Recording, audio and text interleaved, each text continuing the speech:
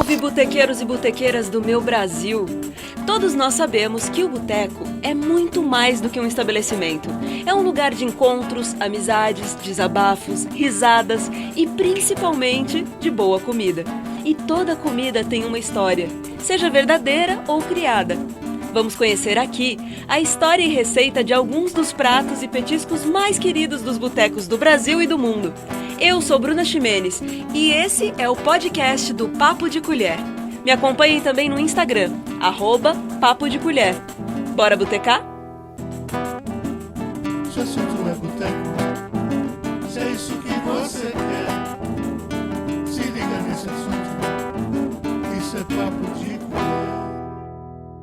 No episódio de hoje, acarajé, a alegria da Bahia. O acarajé para o baiano é sinônimo de felicidade, confiança e tempero. Mas como o Brasil é enorme, cheio de cultura e comida boa, nem todo mundo conhece ou já provou esse quitute. Então, para quem não teve a sorte de conhecer ainda, o acarajé é um bolinho feito de massa de feijão fradinho, temperado com cebola e sal, frito no azeite de dendê. Depois ele é recheado com vatapá, caruru, que é feito de quiabo com baba e tudo, vinagrete e camarão seco. O acarajé pode ser servido quente ou frio, mas não se engane. Nesse caso, o quente é como eles chamam quando colocam uma dose generosa de pimenta. Portanto, quem não tem o costume, é melhor pedir frio mesmo. Fica a dica, porque ele não vai vir gelado, eu juro! Mas o acarajé, apesar de ter virado patrimônio baiano, sua origem é africana, difundido no candomblé, ofertado para orixá Yansan. A receita chegou ao Brasil vinda do Golfo de Benim, na África Ocidental, por imigrantes africanos na época da escravidão. A palavra acarajé se origina da língua africana Yorubá. Acara significa bola de fogo e jé significa comer.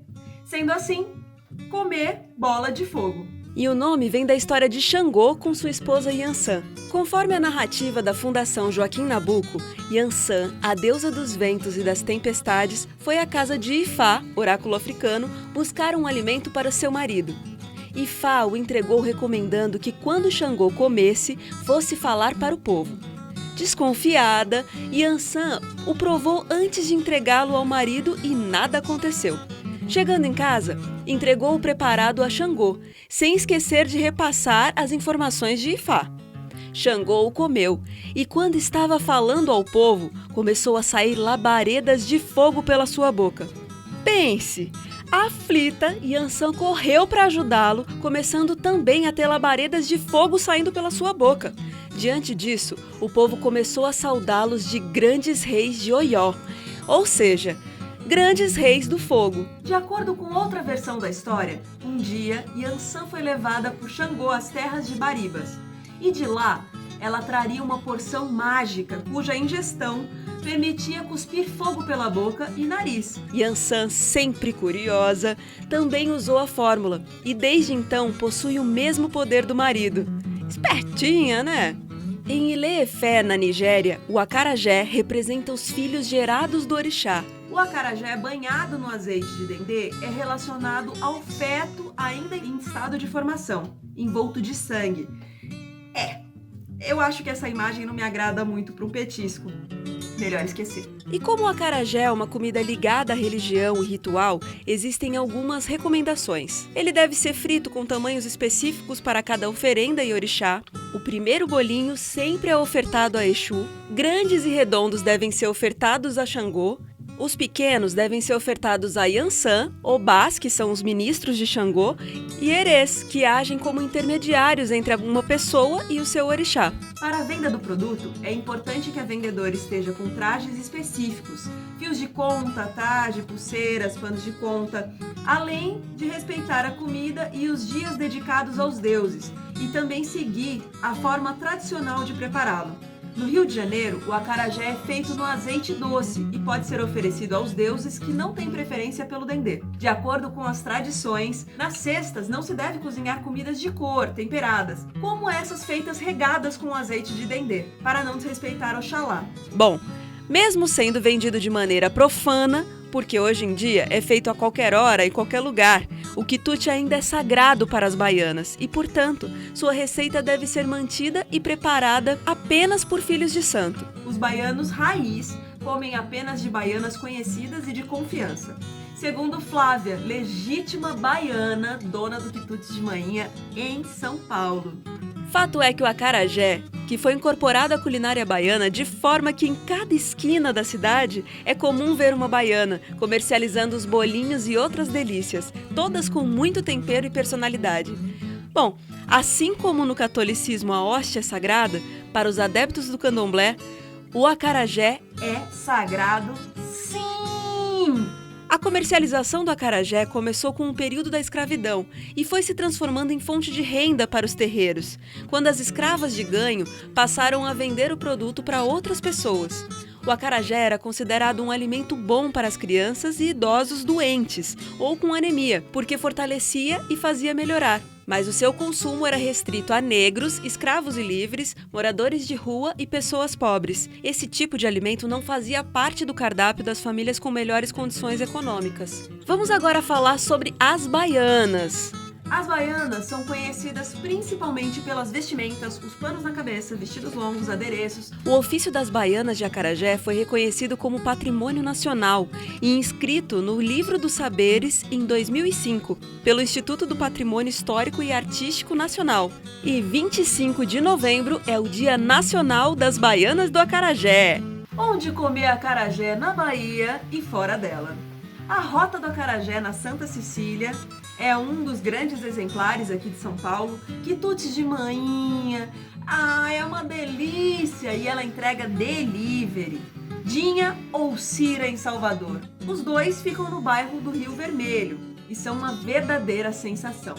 Então vamos à receita de um dos acarajés mais famosos do Brasil, o acarajé da Dinha. Olha, são tantas etapas, mas caso você perca alguma coisa, é só ouvir quantas vezes quiser. Qualquer dúvida, manda pra mim por e-mail ou por direct. Vamos começar pelos ingredientes. Ingredientes do vatapá. São 6 pãezinhos frescos ou amanhecidos, 4 xícaras de leite de coco, 200 gramas de amendoim torrado sem casca, 200 gramas de castanha de caju torrada, uma cebola, 3 dentes de alho, 200 gramas de camarão defumado ou seco de salgado, sal a gosto, um pedaço de 2 centímetros mais ou menos de gengibre, meio coco seco ralado, 50 ml de azeite de dendê, dendê não pode faltar, uma pimenta malagueta pequena picada, farinha de trigo se necessário. Ingredientes do molho de camarão: 150 gramas de camarão seco, uma cebola, sal, azeite de dendê, of course, e pimenta a gosto. Ingredientes do bolinho: 500 gramas de feijão fradinho, 500 gramas de cebola, sal a gosto, uma pimenta pequena com casca, óleo e azeite de dendê para fritar. Modo de preparo do vatapá. Vamos lá! Coloque o pão de molho na metade do leite de coco e reserve a outra metade. Ponha no liquidificador o amendoim, a castanha, a cebola, o alho, o camarão seco, sal e o gengibre. Triture todos os ingredientes e vá acrescentando o pão que estava de molho aos poucos. Leve ao fogo e também aos poucos adicione o coco ralado, o restante de leite de coco, o azeite de dendê e, se quiser, a pimenta. Agora é a hora de acertar o sal e não pare de mexer até obter uma pasta firme. Se ficar ralo, acrescente um pouco de farinha de trigo. Agora vamos ao modo de preparo do molho de camarão. Bata no liquidificador as cebolas e um pouco de água. Misture o camarão seco e leve ao fogo. Quando secar, acrescente o dendê. Modo de preparo do bolinho. Bata o feijão no processador por alguns segundos, o suficiente para quebrar os grãos. Coloque num recipiente e cubra com água. Deixe de molho por 12 horas. Retire as cascas e lave bem. Reserve. Descasque as cebolas e corte em pedaços. Ponha no processador com o feijão e bata por 3 minutos até obter uma massa lisa e uniforme. Transfira para uma panela grande e funda e bata bem com uma colher de pau para fermentar e dobrar o volume. Coloque o óleo, o dendê e a cebola com casca numa frigideira média e leve ao fogo alto para esquentar. Modele os acarajés com 2 colheres, passando de uma para outra e frite por 3 minutos de cada lado. Escorra sobre o papel toalha, corte ao meio e recheie-os com uma colher de sopa de vatapá, molho de camarão e pimenta a gosto. Sirva quente! Bom, esse daqui não tem a receita do caruru e nem do vinagrete, mas se você quiser, depois é só procurar, tá bom? E se você for fazer, me chama, vai, nunca te pedi nada, bichinho. Vou esperar. Gostou? Então segue aqui e indique para os coleguinhas botequeiros. Afinal, botequeiros que botecam unidos, bons botecadores sempre serão. Mandem as suas fotos das suas botecagens porque eu adoro passar vontade. Espero vocês no próximo episódio e também no Instagram, @Papo de Colher. Agradeço a Lopes Calil, que acredita desde sempre aqui no Papo de Colher em qualquer plataforma. E aí, bora botecar? Até mais!